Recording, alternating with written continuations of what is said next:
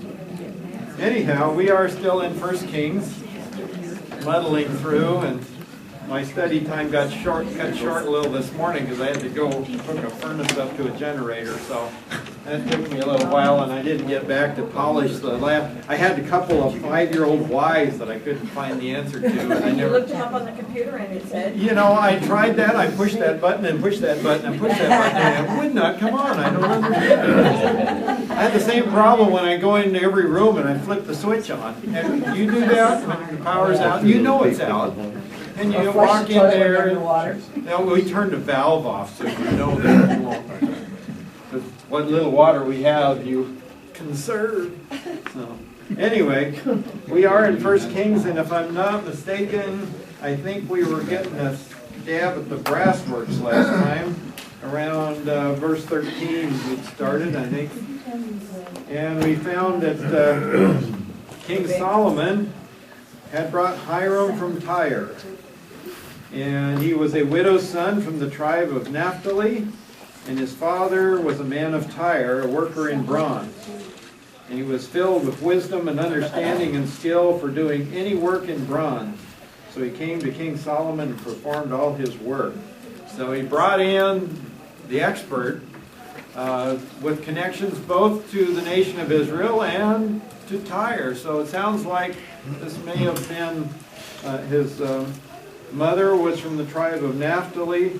The question, what happened to Dad, I don't know. But apparently she was widowed and then remarried or something here. And we had this guy that was trained by his father in dealing with bronze. And when you get to reading this stuff that he did, you've got to remember this is all cast work that we're talking about. So this guy, all this stuff that they try to describe, and most of the Hebrew experts even wrestle with the language. Just what does it all mean? As he tries to describe all the networks and chains and all this sort of thing.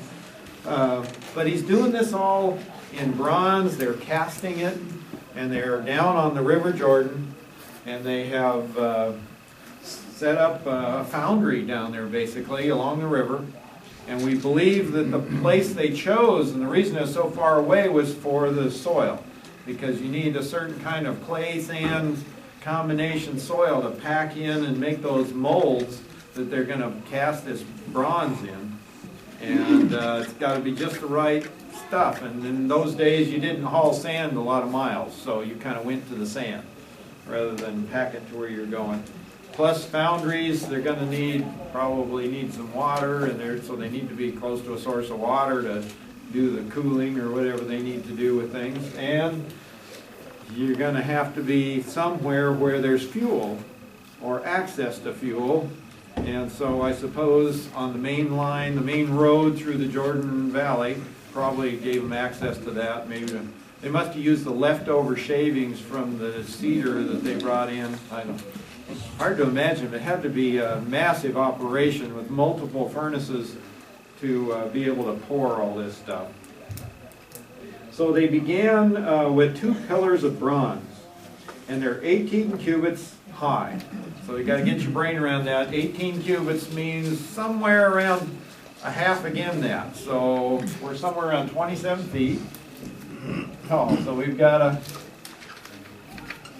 2 sets of columns that are going to be 27 feet tall, and they are, let's see, 18 cubits, and a line of 12 cubits measured the circumference. So if you do your math, pi times the diameter gives you circumference, right? So 6 feet. So you can figure out, thank you. Golly.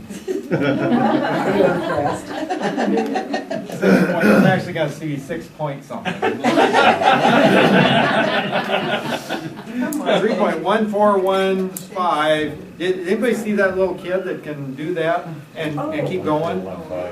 He sits there by memory and goes through hundreds of of pi. And just whip it out. He's 10 years old. Amazing. Yeah, and you can do it backwards.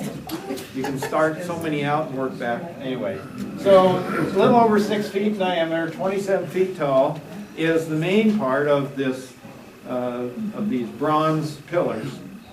And so he also made 2 capitals. Now this is where it gets really interesting. So you got to think capitals. So there's something up here on the top, and then there's something more up above that, something like that, probably, with these weird things all around underneath. And it sounds like it maybe is kind of a bulging thing here. Don't trust my art. You can see why they didn't hire me. So they've got these 2 capitals, again, of molten bronze, set on the tops of the pillars. And the height of one was 5 cubits, and the height of the other capital was 5 cubits. So we got another 7.5 feet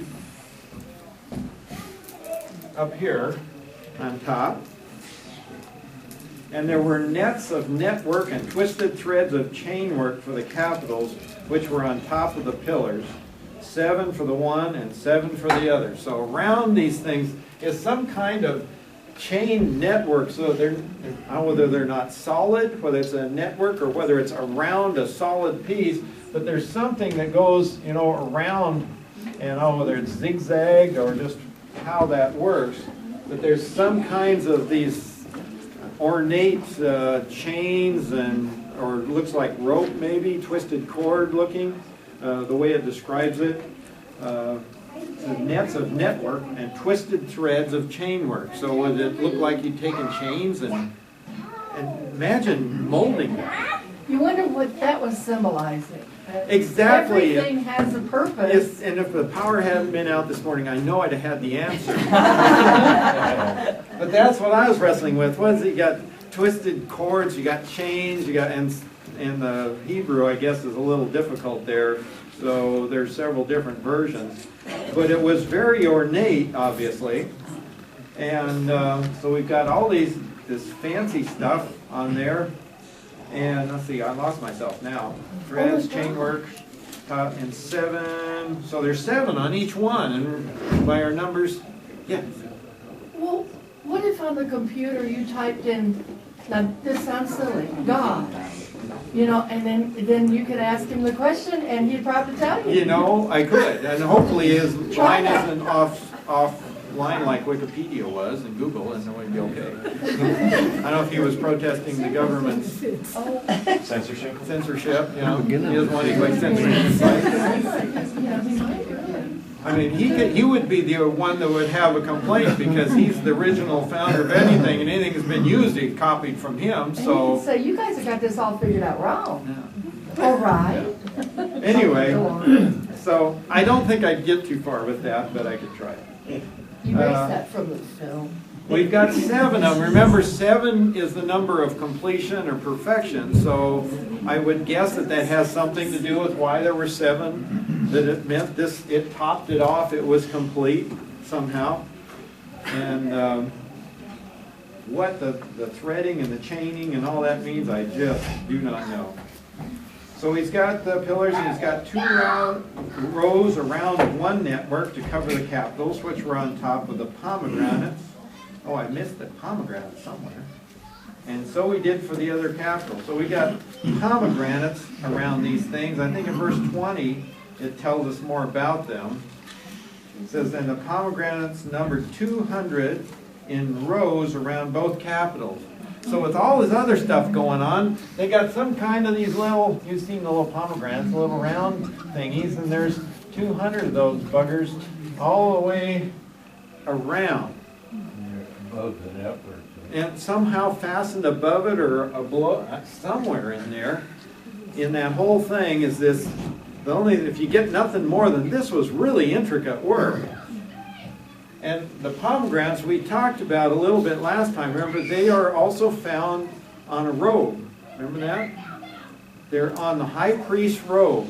When you go back into the beginnings of the tabernacle and all the garments that they wore, the high priest had around the bottom of his robe alternating bells and pomegranates all the way around. And it appears that the message there is, you can hear him coming and going, of course. And the story that was, no way to say if it's true or not, but kind of, you know how it gets made up, is they put the rope around his foot, so if he messed up that once a year, when he's in front of the Holy of Holies and he does something to offend the holiness of God and God strikes him dead, the bells quit ringing, you drag him out by the rope because you can't go in there until you have a new high priest. So that's the story. Now whether that's true, who knows. But the whole idea of you can hear him coming and going. So it's the praises of the people going in, and you hear him coming back out with a message from God. You know, he goes in to be face to face, if you will, with the holiness of God. And when he does that offering, as he comes back out, you hear him coming back out. Pomegranates mean anything, or is it just decoration? Pomegranates, interestingly enough, the only thing I can find about it, has anybody bought a pomegranate and tried to eat it? Tons. Very tart. All these, real tart, and there's all these little teeny tiny seeds, with a skin around it, right? There's something I discovered about pomegranates. I bought several of them before Christmas just to keep in a dish. Right? They don't rot. I found some out in my storage shed that had been in there for 10 years. Really? They're just as hard as a stone. They just dried right there like Yeah, I that. finally just threw them all away. But yeah, they didn't Interesting. rot like They didn't spoil like the normal apple fruit or would. something would do. Interesting, they just dried out. Were those gold pomegranates or were they I was gonna say, are those real pomegranates? pomegranates? These would have been bronze, Okay. so they would have been, but they were to look like little Oh, pomegranates. just to look like Yeah, them. they Okay, were they poured weren't out. And same thing on the robe, was these little, they were gold pomegranates on the robe, and the bottom of the robe, and they, of course, they tinkle with those bells. And got all these little seeds, and the only thing I could find on them suggested that all those seeds talked about, that's the idea of, you know, multiplication and spreading the seed, spreading the gospel, spreading, growing, I don't know. I guess it might sort of fit that if this all has something to do with the word of the Lord going out to all the nations or something, and that is something, I don't know.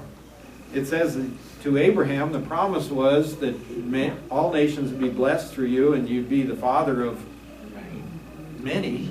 Yeah, he's going to be the father of lots of nations. That's what I'm thinking, they probably thought it signified is Abraham and His seed being multiplied Right. thousands of times over. kind of a continuation of their people type of thing. Could be fruitfulness and the fact there's lots of seeds and fruit, and so you multiply a lot. They may have just thought it looked cute.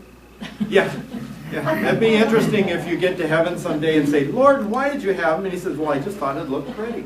It'll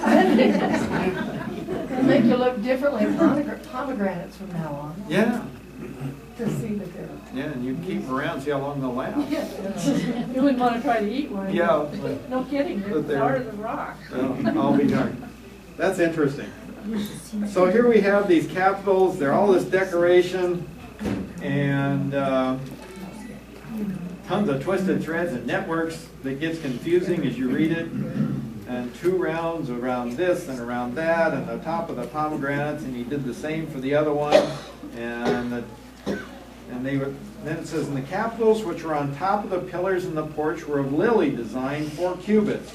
So the only thing I can find on what is he talking about and how does it go together is that you got this cubit here, and then you've got, put that line a little lower here, somewhere right there. And then above that, you've got another 4, so that'd be 6 feet of, and they say lily design, and they kind of come up with this, you know, like the lily blossoms would go out. This kind of little trumpet looking thing on top. So you got 27 feet, another 7.5, and another 6. So you're talking about some big pillars. So we got these big pillars, 6 feet in diameter. Somebody do the math for me there. 6, There's 12, 40 feet, 40 and a half feet. somewhere around 40 feet. Okay. So how deep is that in the ground to keep it stable? Yeah, yeah, that's the other question. It talks about a base for them, but they must have been set on a solid rock somehow, drilled in or nailed in. Oh, what'd you do? How'd you fasten that? So just think, I mean, they had to have an interior decorator and engineers to figure out all of that stuff. And this thing had to, it doesn't tell us how many pieces it was cast in. Yeah, because Is the that- pomegranates, there's no way they would cast those as one whole thing. They would have to cast each pomegranate individually and then I don't melt know. it, break, somehow to the actual globe part, because. But have you seen the bronze work, where you got this intricate figure and it's all somehow, they make these things and, like, the only thing I've ever seen that was cast and actually watched them do it was parts for an engine. And I was in the foundry and they got these big boxes and they put these parts in there, the molds for them, complete with the holes and all that sort of thing, weird looking things. And then they have little deals that go out to make a hole, and they put them in the sand, and they put them in the machine, and they pack it real tight, and it bounces and vibrates and everything. And then when they get done, they pull them apart, and they take the center part out, and all that sand holds its shape once they pack it in there. They fasten them back together, and then you got holes where these little stubs were sticking out, and that's where they pour the molten iron. In the case of the parts I was watching, they pour this stuff in, and when they get done, they let it cool, and they throw it in a big vibrator. The whole thing, take the thing out of the box, throw it all in a big vibrator, all the sand vibrates off. When you get done, you got a part with all the little holes and the passages, and whether it's a manifold or a head or whatever it is, all those things are all cast in. All this stuff could have been done the same way. You build a mold, and then, of course, there's the lost wax where you make it out of wax, and then the wax melts when you pour the hot metal in. Or there's this, you put something in that Foam sometimes too. Yeah, things. So I'm there's. sure they did foam. Yeah, I bet they had foam. Yeah. They have an aluminum foundry up in, by Chelan, Eniat, and I watched them do it up there too. And It's it fascinating. was really neat. Yeah, it's amazing. How did you think of that? So it could have been that all this intricate design was created in something packed in the sand, and it could have been made out of wax or something, carved carefully out of wax, then filled, packed in with sand, and then you pour that in, the wax melts and runs out the bottom, and there you have it. Pretty incredible. And the engineering to make sure where the fill points have to be, so it all fills evenly, there's no gaps, no spaces, because if it is, you gotta remelt it and start over. It's, I don't know, fascinating. Do you think they'd be able to find mistakes? Yeah, archaeological, around that they. There'd be some made a sign mistake, of yeah. yeah. Now, bronze was valuable, you melted it all down. Nebuchadnezzar melted it all down, made cannonballs or something out of it, I'm sure, or swords or. So there's a ton of bronze here, and they set them up in front of the porch of the temple, and there's argument even about that. Remember, we got the temple sitting there, there's the Holy of Holies, the holy place is here, and this is the holy place with all the stuff down each side, and the door was there, and then they had a little porch out on the front. Some folks think that these may have actually been part of the porch, that they supported the roof of this porch thing, but most of the others believe that they sat right out front. And that there were a row of pillars across the front of the porch, but that these two were big and they just were set up just like monuments on each side of the entryway in the front. What's that chapter, or verse 19 there? It says that they're on top of two pillars in the hall. Yeah, in the, let's see, where did I get my eyeball on it? Yeah, it talks about pillars and I think that's where they had to be here on the front edge of this porch, and then others say, well, no, they're out here. I don't know if it's two separate ones they're talking about, that they had these big guys out here and then they had some others. It's a little confusing, just what exactly they're talking about. And it bounces back and forth between the capitals and he says, verse 21, thus he set up the pillars at the porch of the nave and set up the right pillar and named it Jachin, and the left pillar and named it Boaz. But were they here or were they in here? I don't know. Dave's Bible has it in the wall. Has them in the porch there. You figure you worked on them that long, you got familiar with them. Yeah, I'm sure they did. Anyway, you've got these big things, and whether they held up a roof here above on top, maybe that would explain how they were anchored in, if they were part of the porch and you had them held here and held there. That's a ton of iron to pack, or bronze. That's a lot of weight. And they had to haul it all the way up there. Is it from- solid? It doesn't say that this isn't one piece, so I don't know if it was in sections. You know, the stone columns you see in the Greek ruins and things, they're all made out of short they're this tall, but they're all stacked up and all the flutes match and all that sort of thing. Doesn't say they were stacked, but man, that's a big chunk of bronze. But was it hollow in the middle? It would have been hollow, yeah. Would have been a hollow tube, 6 feet, like a big culvert. What's Stood too on it. bad that was destroyed? Wouldn't it be awesome to be able to see that? Yeah. That's- Keith's got a good footnote on the names too, of the two Okay. pillars. Go ahead. It says Jachin. Jachin Or fire Jachin. means he shall establish, Yep. and Boaz is, in it is strength.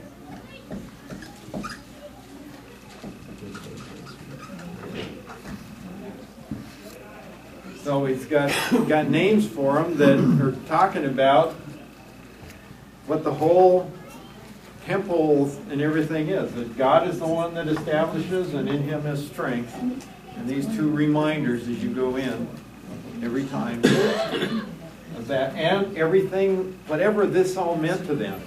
And I suspect it was more than just decoration.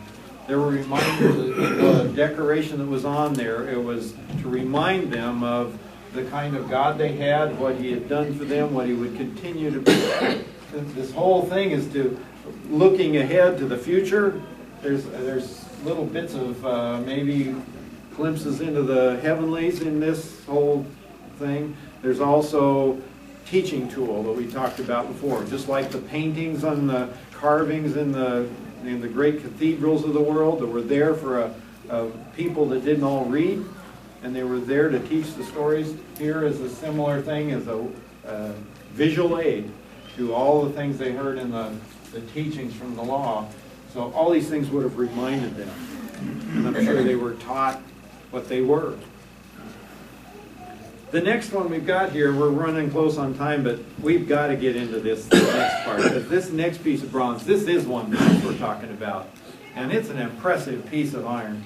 I keep saying iron, but it's bronze, copper and tin that has been melted together. We've got this thing called the sea, which would have set off to the side over here. Was a big, if you looked at it crosswise, we're looking at a big bowl. So we've got this sea, and it is cast metal 10 cubits from brim to brim. So from here to here is 15 feet. So we're what, about 20 here, so it's almost, you know, you'd fill up this room.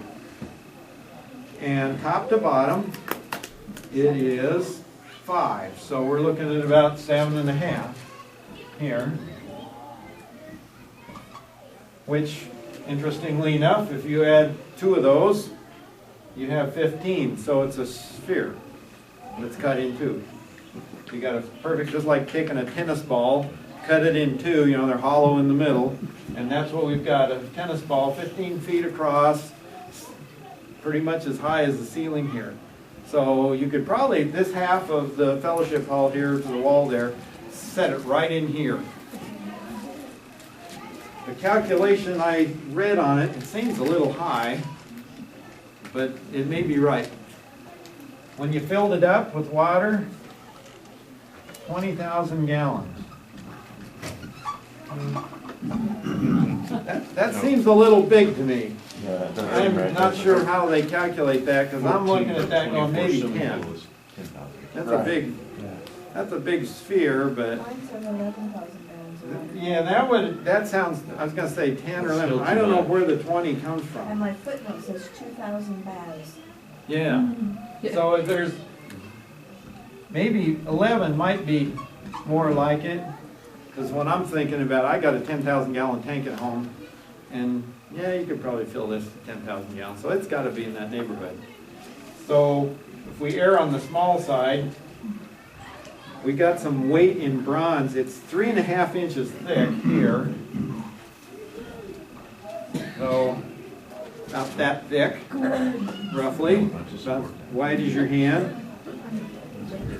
And they figure that the weight of this thing itself, just this part of it, at somewhere around 25 tons. So you got 25 tons in bronze on that part.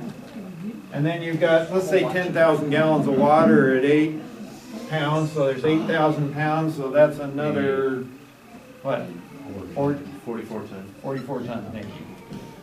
So we got that much. But then there's more. There's more of this thing.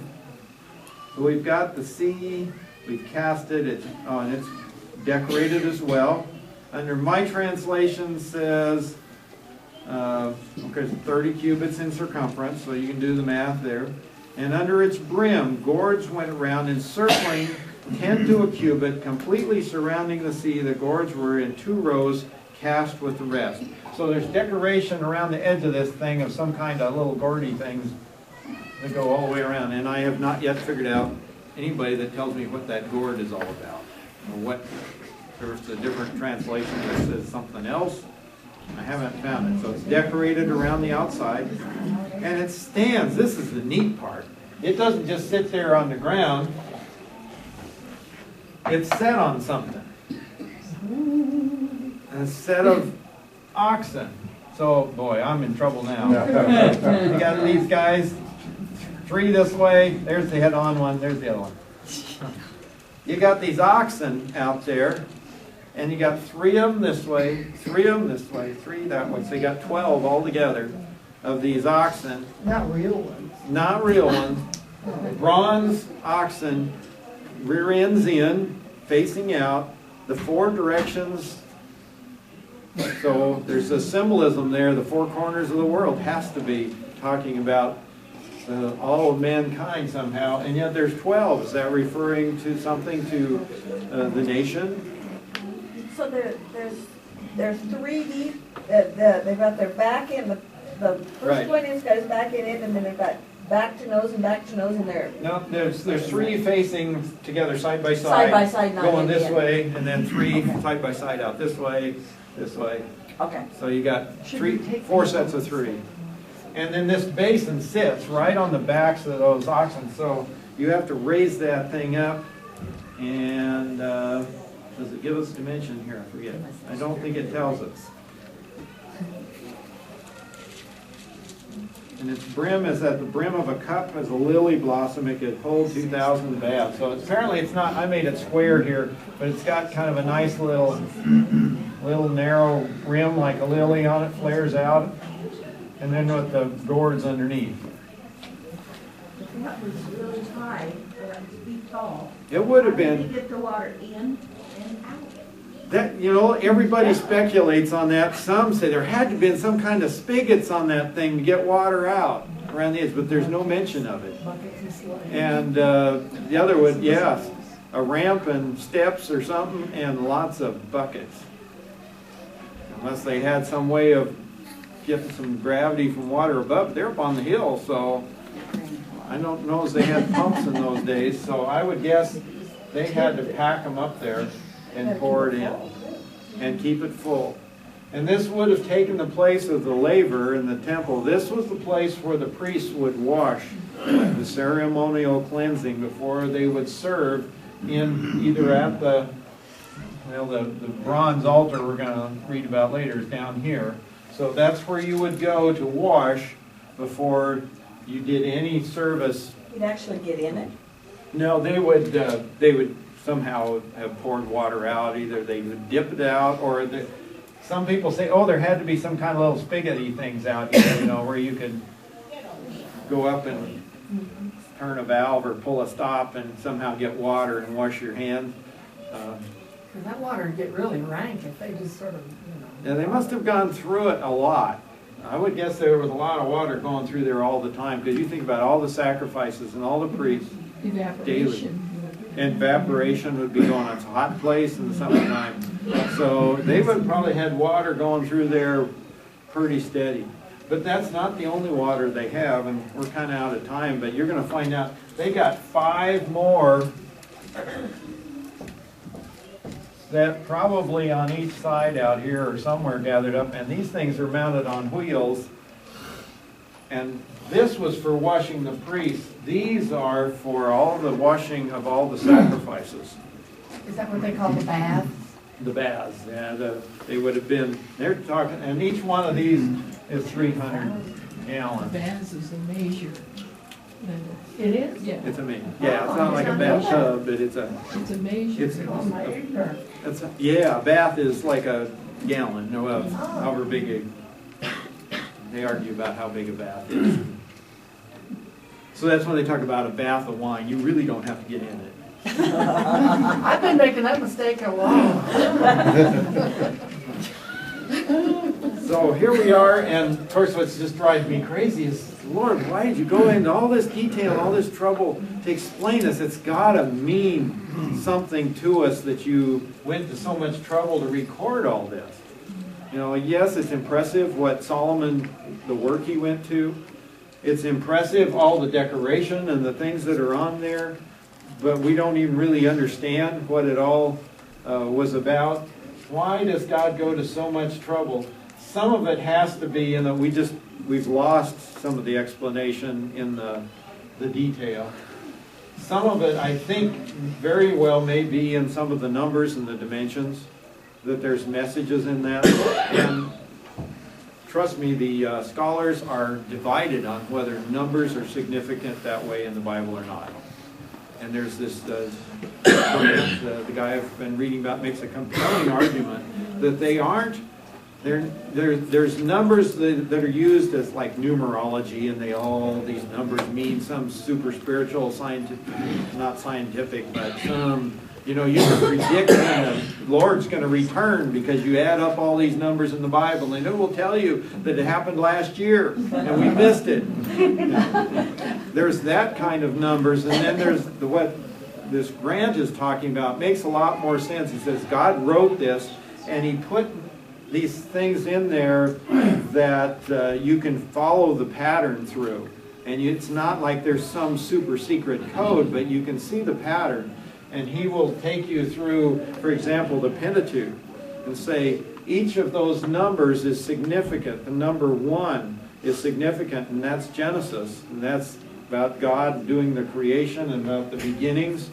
And then you get down to number 5, and you get to Deuteronomy, that you look at the scope and what Deuteronomy's talking about, that it fits with the other uses of the number 5, and so on all the way through. So you can maybe take some of these and take out our feet and put back in the cubits and start seeing some patterns in the numbers that may tell us what it taught them. I am not smart enough to figure that all out yet, but I think that God wants us to know that he was coming to be in this place with his people. And the whole deal was, David, remember, reading in those passages, it says, one of these days I'm going to choose a place, and when all the wars are done and I'm going to come and I'm going to dwell with my people. And David said, I want that. It looks like now, I want that to be here. Lord, I want to build that house, and I want you to be no more wandering around in the wilderness, no more tabernacle. I want this to be the place. And God says, that will be the place. You won't get to build it, David, but that will be the place. And I will come here and I will dwell with my people. And there'll be one place. And I think that's what we're seeing, is this is going to be one place that represents God, that the people will come and see him there. And it should take them on and what they see here and take them to the future place where, the walls 4 square in that future Jerusalem will be the place where God is, and all will be gathered to that place. And so there's a picture of that as well. Yes? I guess I can't help but think they went to all that trouble to prepare a spot for God. I mean, this was a lot of trouble. Mm-hmm. And how now, after Jesus did, after. Fulfilled all the predictions. It's now in our heart, hello. Yeah, I'm not cleaned up he that now much. dwells within us.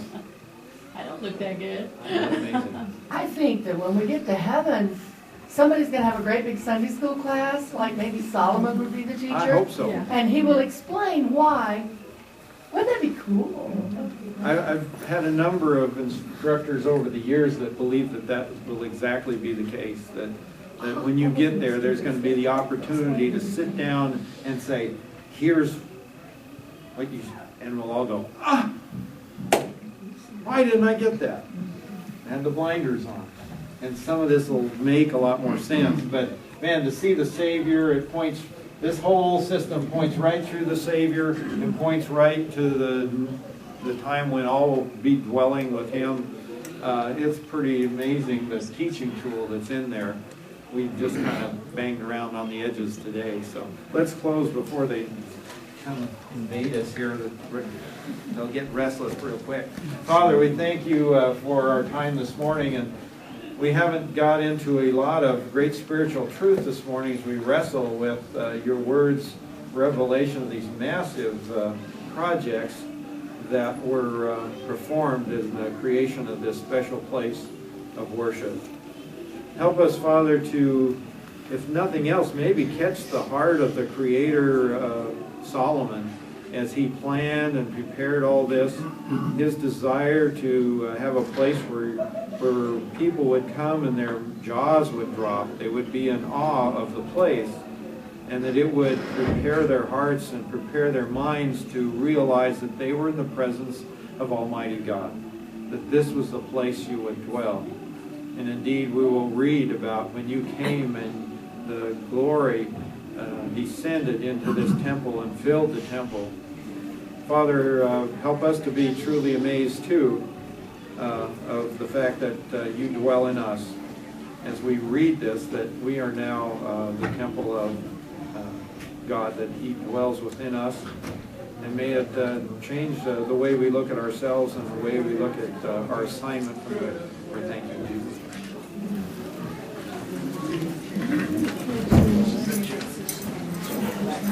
Yeah. Linda.